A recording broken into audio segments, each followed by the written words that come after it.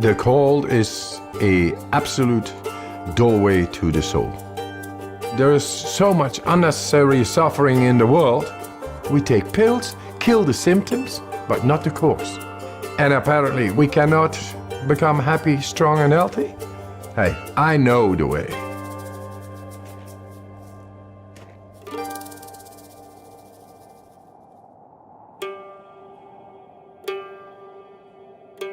The cold is merciless, righteous. It brings you direct in the depth of yourself. You're not thinking. Your emotions stop. You are just surviving. And it brings you in the purity of the physiology as well as the soul. And you get in a different plane than our conditioning. And that makes you a free man. What's special about Wim is that he kind of has this mind over body control that's pretty phenomenal. When he is exposed to the cold, his body just physically reacts differently from a lot of other people. Right now, I'm holding 26 Guinness World Records, and all related to extreme cold. My records range from staying in the ice for 1 hour 53 minutes in direct contact with the ice, running fastest half marathon barefoot, climbing Kilimanjaro in record time in shorts, swimming underneath the ice for the longest distance. Wim is a very special person. He has an aura to him that is very positive energy, but what you can see when he begins to breathe, he has the ability to focus his mind and body together in a higher function than most can do. I created a method. The components are breathing, mindset, and cold exposure. Gradual, non-forced cold exposure. And that's to optimize the mind-body connection. Wim has figured out ways, namely through breath work and through exposure to cold, to take conscious control over aspects of his physiology that, for most people, they simply can't tune into and control.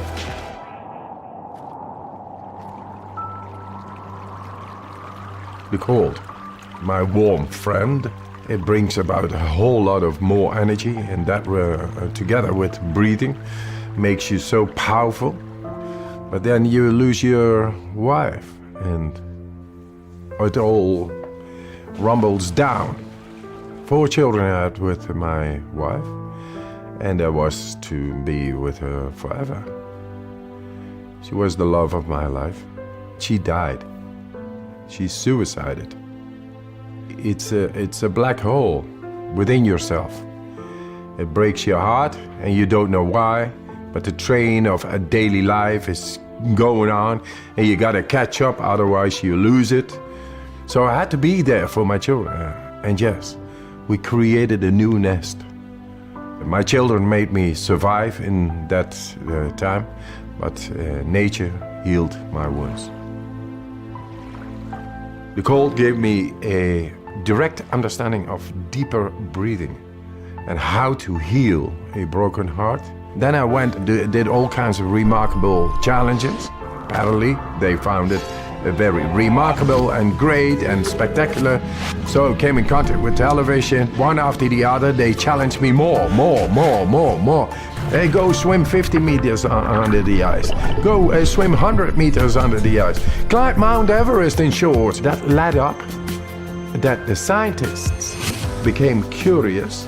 Hey, what this man is doing is not possible physiologically.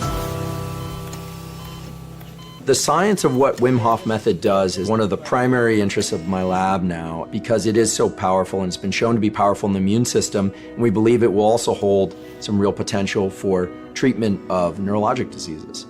And this breathing technique brings you right into the deepest part of our physiology. Anybody can do it. So you become the alchemist of your own chemistry. Let's do this. Just breathe in. And let it go. Fully in. We become alkaline. More oxygen is getting in toward all cells. Then the alkalinity makes the chemistry right in our body. Then we are able to take a last inhale after 30, 35 of these breaths. Deeply in, letting go, and you stop.